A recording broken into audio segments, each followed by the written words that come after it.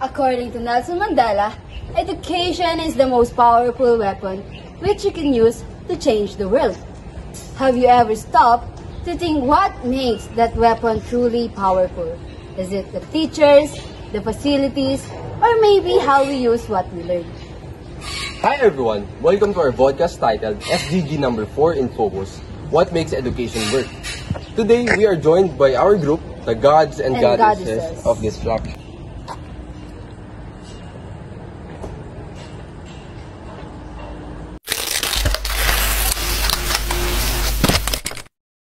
Sa bawat pagharap natin sa salamin, minsan hindi lang refleksyon ang bumabalik, pati ang mga masasakit na alaalang pilit nating kinakalimutan, ang mga multo ng ating nakaraan.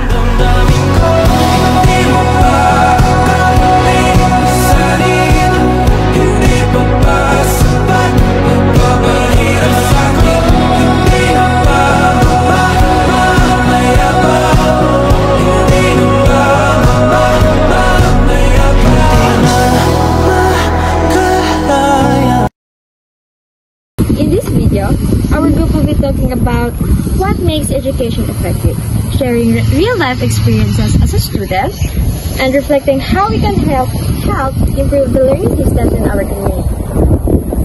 So, before we get deeper into what makes education quality, let's talk about what inspired us to choose this topic. This podcast came from our research and we were inspired to choose this topic. Dahil bilang estudyante, madalas tayong nakakaranas ng kahirapan mag-focus dahil sa maiinit na classrooms. At dahil sa observation na to, nakaisip ang aming grupo ng possible solution by the use of natural ventilation. Through our research, na-realize namin na this is only a small fraction of what makes education quality. To give background on the topic, according to UNESCO, more than 244 million children and youth are still out of the school around the world. And even of those who attend, not all of them receive quality learning. Education does not solely mean attending classes. It's about acquiring new skills, values, and opportunities, which can change lives. In the Philippines, we have witnessed the impact of the shortage of classrooms, outdated materials, and heavy workloads of teachers and students. But despite these hindrances, there are still many who push ahead, proving the fact that the wish to learn is greater than the barriers. Ayun, to begin our podcast, let's talk about what does quality education really mean to us. Teka, ba't parang kulang? Sino? Yung quality education is about kung paano o gaano ka-effective na nabibigay sa mga students yung education na dapat nilang matanggap.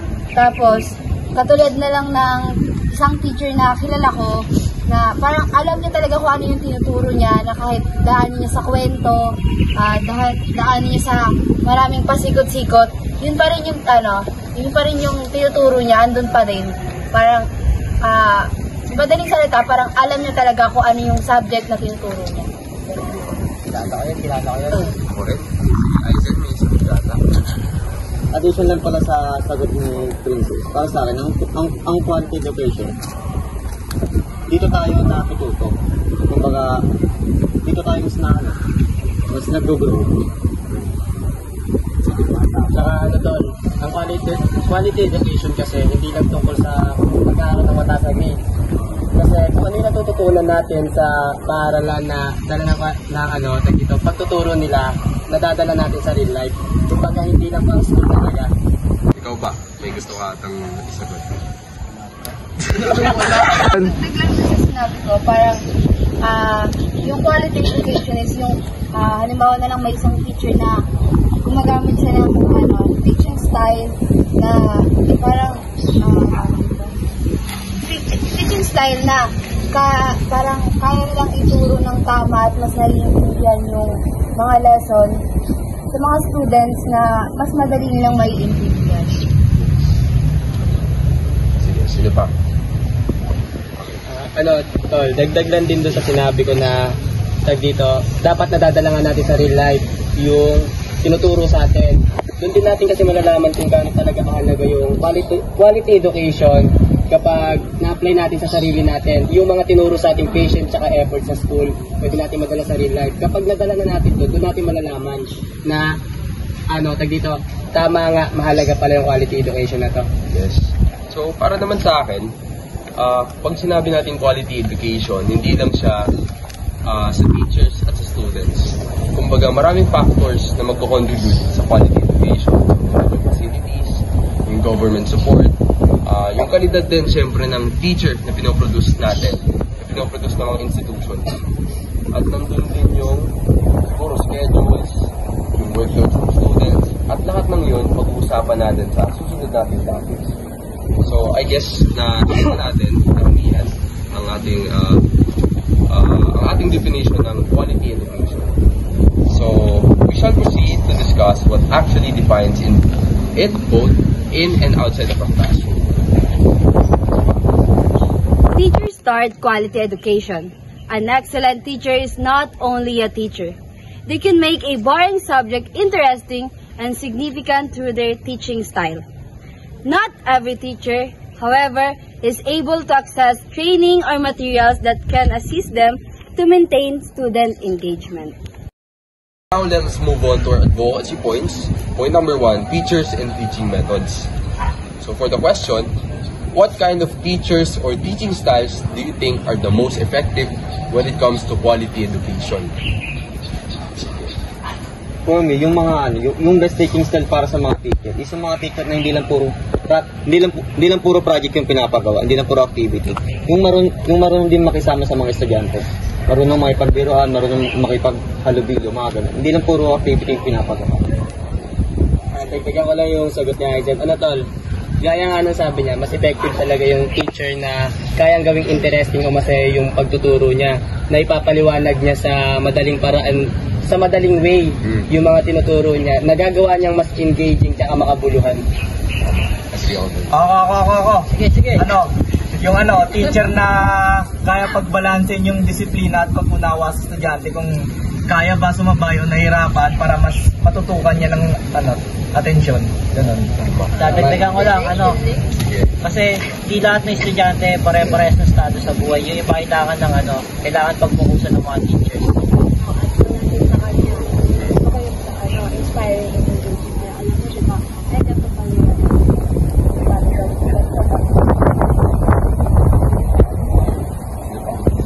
Ikaw, princess, parang may gusto mo.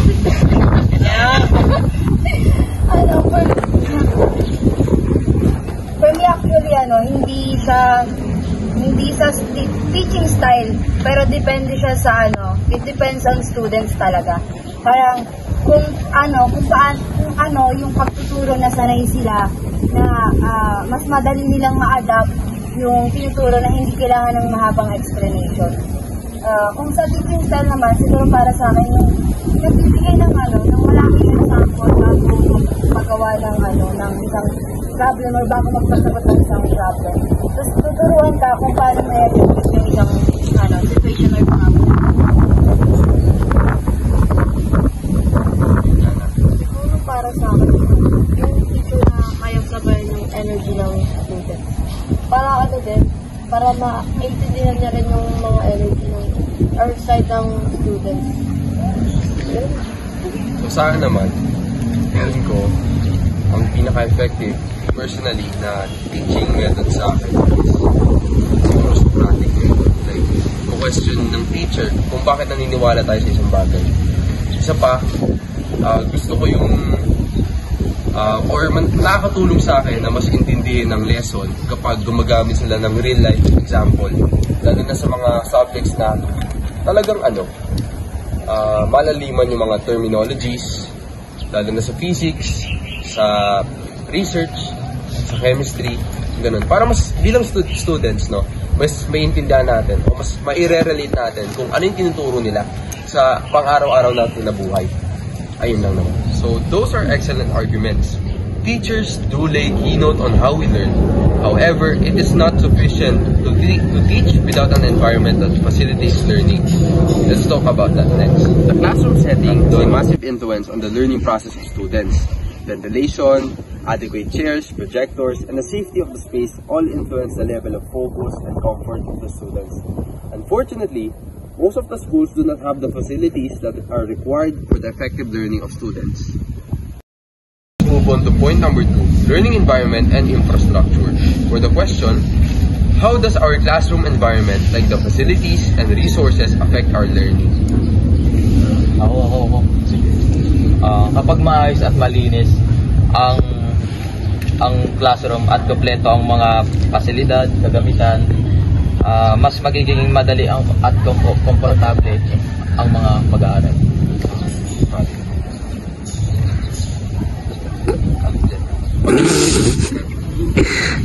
Sige. Huwag mo lang ito makawa. Rolling yan, ha?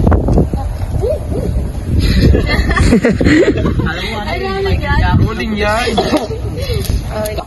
Gusto ko ito na lang sinabi ni Wilson. Kasi, madalas din natin nararanasan sa class. Yung mainit na class. So, nahihirapan talaga tayo makapag-class. Kaya kailangan talaga natin ng maayos na ventilation at kagamitan sa isang class.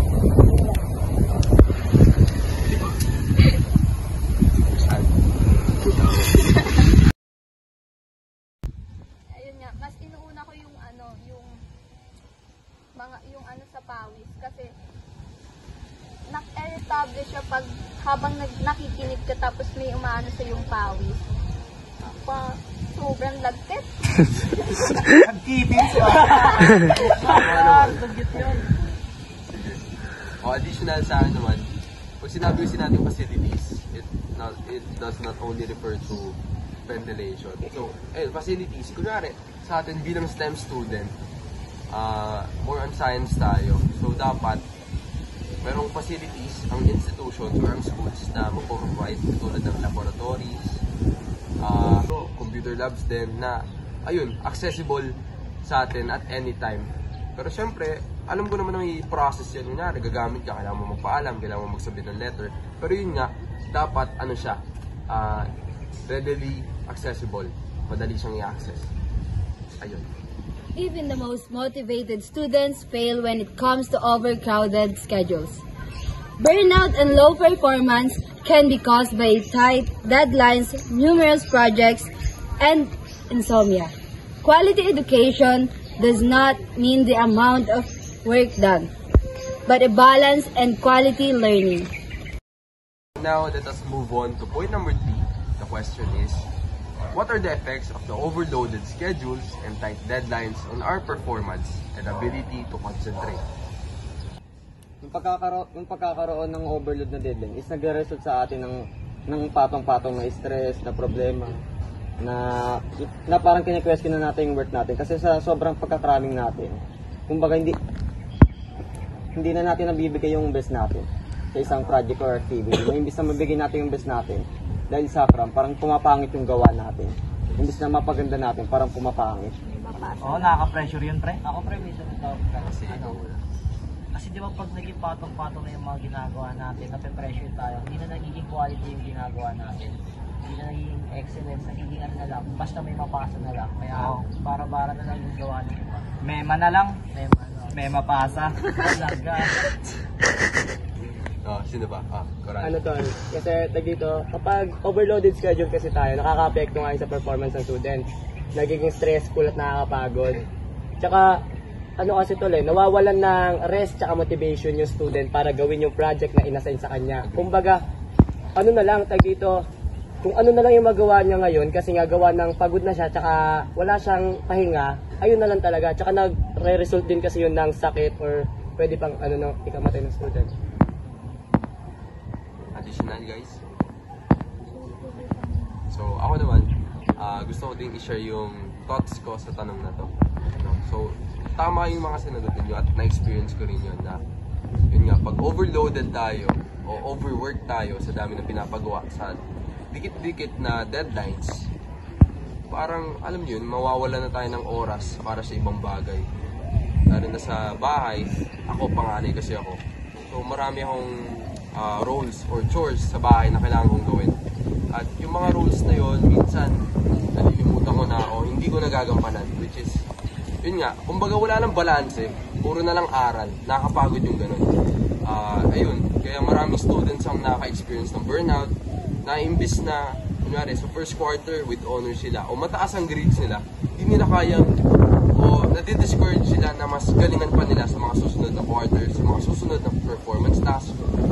So, ayun. So, malaking bagay kasi, schedules natin, ang deadlines. So, sana, sa mga institutions, sa mga schools, sa mga teachers, i-consider nila yung planning ng pagbibigay ng task. Dapat, sana may coordination between subject teachers, yun nga, sa school admins, sana may coordination, lalo na pag yung mga performance task, sasabayan pa ng school activities, ng school events. Ang hirap nun, kumbaga, gusto mo na lang mahati katawan mo eh. Kung pwedeng ganun, matagal ko nang ginawa. Kung pwede lang, matagal ko nang ginawa. Okay na ako rin, gusto ko yun. Pero, may powers na. wala tayong magagawa. Yun kasi yung binibigay sa atin eh. Pero sana, hindi maging ganun. Hindi magstay sa ganung sitwasyon ang mga estudyante. Sana may mangyaring Additional tol sa sinabi mo nga, yung dito na hati nga yung oras natin sa bahay sa school. Meron din kasi ibang student na working student, di ba? Kumbaga, nahati na nga yung oras nila sa trabaho tsaka sa pamilya nila, dadagdag pa yung school. Kumbaga, 3 na yung kailangan nilang ikutan. Tsaka, minsan kasi tol, pagod na sa trabaho, pag-uwi pa, aral, tapos yung responsibility dun pa sa bahay.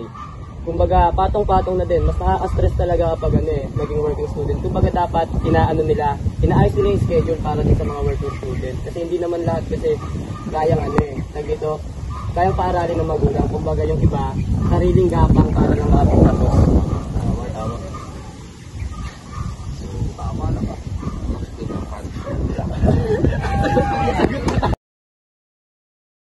Go. Effective communication links all the parties in the learning system, including student, teacher, and administration. Once there is a breakdown in communication, confusion ensues when school encourage feedback and transparency. Student will feel listened to and encouraged. Next, let us move on to point number 4, communication and information flow. For the question, what do you believe schools can do to enhance teacher-to-student communication? Siguro para sa akin yung mag-conduct yung school natin ng seminar for enhancing open communication. Para rin malaman yung both sides ng teachers and students. Pasok din dyan yung diba, yung teacher evaluation. Katulad din sa school nga natin. Every end of the quarter, nagbibigay sila ng evaluation para sa teacher. So, pwede natin masabi doon kung ano yung dapat i-improve, ano yung mga magandang ginawa ng teacher, ano yung pwede nating, ano yung mga hinanakit, yung lahat. Tama. Kasi i-rate natin sila. Next. Encourage may ginagawa ng guidance.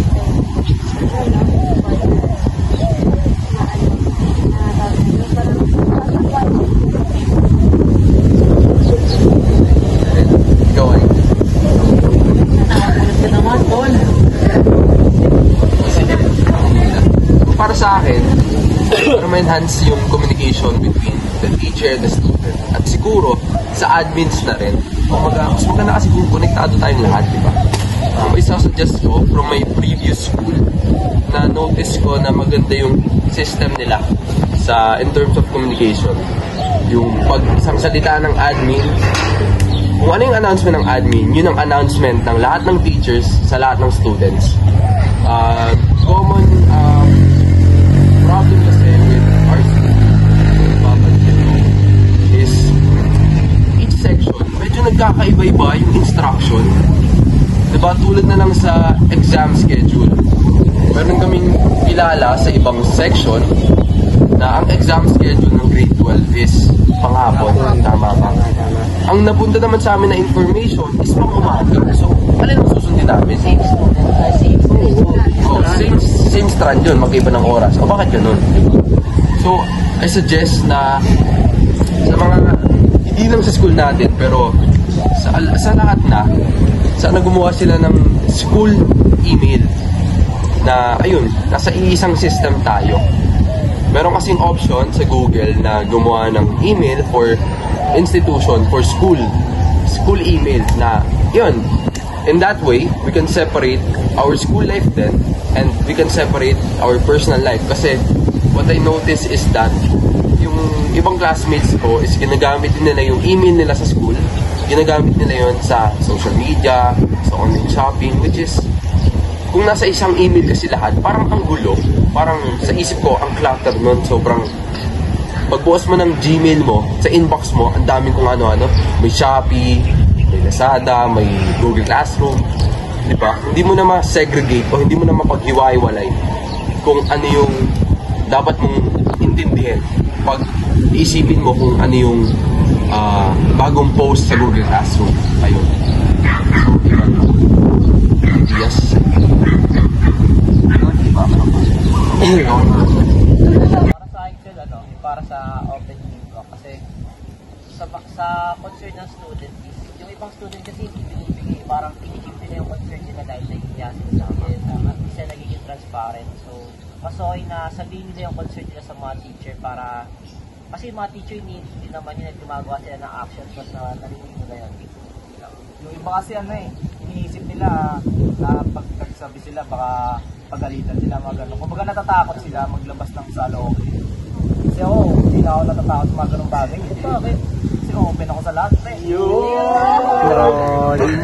Finally, the role of government and school institution is significant in formation of the quality of education. Policy support is required in funding, training of teacher, and curriculum design. It is the interest of the government to invest in education, and the entire nation is the beneficiary. Lastly, let us move on to point number 5, government and institutional support. The question is, what should be the government's top priority to improve education quality? And how can schools better support students like us? Sige, go Aiden. Based on the study and the reports, is hindi sapat yung pondo ng government para sa school. So, kailangan ng government na maglaan ng sapat na pondo para sa edu. Kasi parang karamihan sa mga public school lang sa mga gamit like projector, maayos na upuan, maayos na lamesa. So, mas kailangan nila mas ano yun.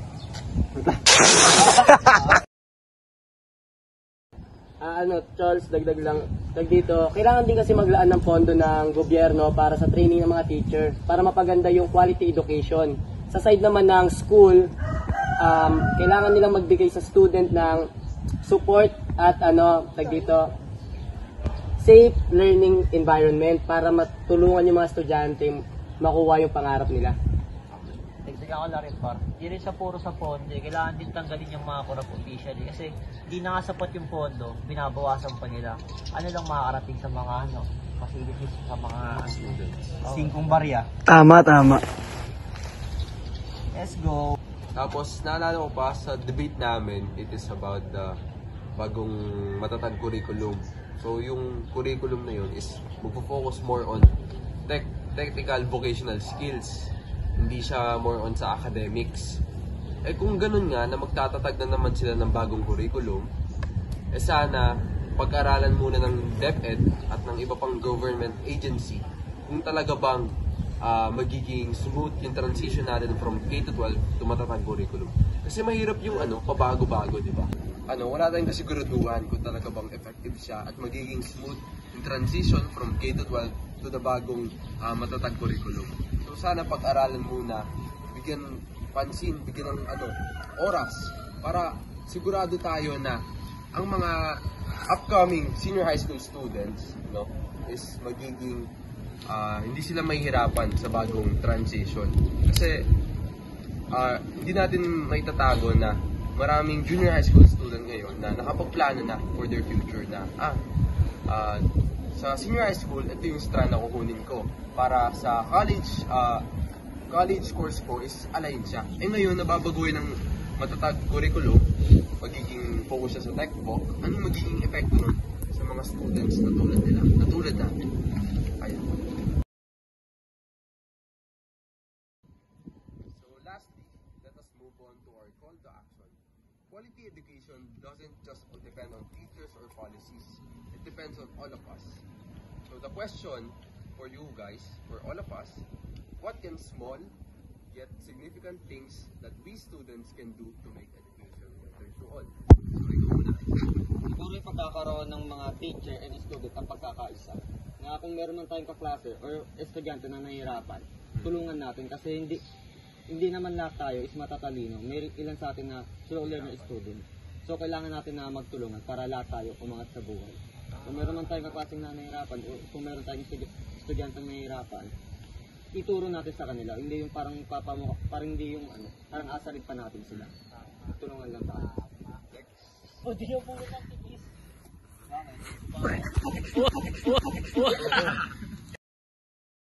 Nasaan ako?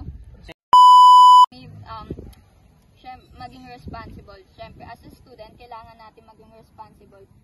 Example, pag may binigay sa ating mga activity and project yung teacher, kailangan natin, alam natin kung ano yung uunahin. Alam natin kung ano yung uunahin natin. Alam din natin kung paano natin mahati yung mga gawain sa bahay, sa trabaho, sa school. Para sa akin naman, kahit maliit lang, malaki pa rin yung epekto ng tulong natin bilang estudyante. Like, pwede nating tulungan yung mga kaklase nating nahihirapan sa assignment or project. Pwede rin tayong mag-volunteer para sa program ng school. Pwede rin tayong magbigay ng idea para mapaganda yung school. Sa ganung paraan kasi, mas mapapaganda natin yung quality education ng school natin. So for me, let's conclude that kindness and inclusivity kasi make sure no one's left out and embrace positive atmosphere inside the classroom. Also, support one another, promote teamwork instead of competition. Next. Jana? Sa akin naman, alam ko maliit na bagay lang to sa estudyante, pero kailangan pa rin natin gawin. Like, tulad ng pagpasok sa class on time. Ganun.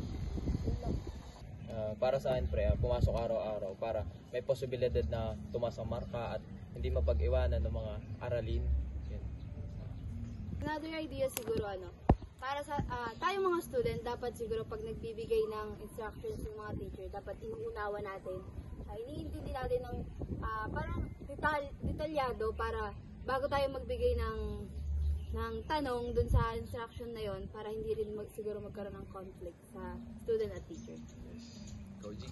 Para sa akin, time management. Kasi kahit gaano karami ibigay yung mga activities or things, kung nahahati natin sila ng tama, magagawa natin sila ng tama. And para sa mga teachers, huwag masyadong tambakan yung mga students ng mga gawain kasi sobrang dami na lagi. Tama. Tuloy yan. Sa akin, determination. Yan yung pinaka-unang tigalidad ng estudyante kasi sa sobrang daming problema na binibigay sa'yo, kumbaga kaya mo lang pasan lahat kasi determinado ka. Mag-agree ako. Sa akin naman, napag-usapan kasi natin kanina yung about sa classroom environment. So, pag maingay, mainit, ganyan, iba't ibang factors, mas mahirapan ng mga students na mag-focus. So sa akin, bilang estudyante rin at bilang mga klasiko at sa mga iba pang manonood na students, para makatulong tayo sa quality education sa loob ng ating classroom, tingin ko, mas mabuti kung pipili nating tumahimik na lang kapag hindi naman kailangan magpatawa o maglokohan, kapag discussion lang. Pero, ayun, para mabawasan ang ingay, kasi yung iba kasi, hindi nakagets agad. So, pag tahimik tayo, lahat tayo focus sa pakikinig sa discussion, yun, mababawasan yung distraction para sa ibang tao. At additional sa sagot ni Papa ng students. Determination, yun. Pero ang tawag ko naman doon is lakas ng loob, kumbaga, ayun, kahit anong iba to sa'yo na pagsubok, kahit anong problema man yan, kahit ikaw na yung nasa talagang less fortunate ka, hindi masyadong magandang school mo, ang facilities, ang teachers, pero ikaw, kahit anong problema, nagsisikap ka na mag-aral at bilib ka sa sarili mo, naniniwala kang kaya mo, ayun, balang araw magiging successful ka pa rin. So, yun ang To wrap up, remember that quality education isn't just about lessons. It's about empowerment. It shapes how we are, how we think, and how we contribute to society. When schools, teachers, and students work together, education becomes more than just a system. It becomes a shared journey towards progress. In conclusion, it is important to keep in mind that quality education is not only about lessons, it is also about empowerment. It defines our identity, how we think, and how we can contribute to our society. The collaboration of school, teachers, and students will make education not a merely a system, but a collaboration of process on progress. Again, this is the God and Goddesses of Distraction 77. Until next time, goodbye!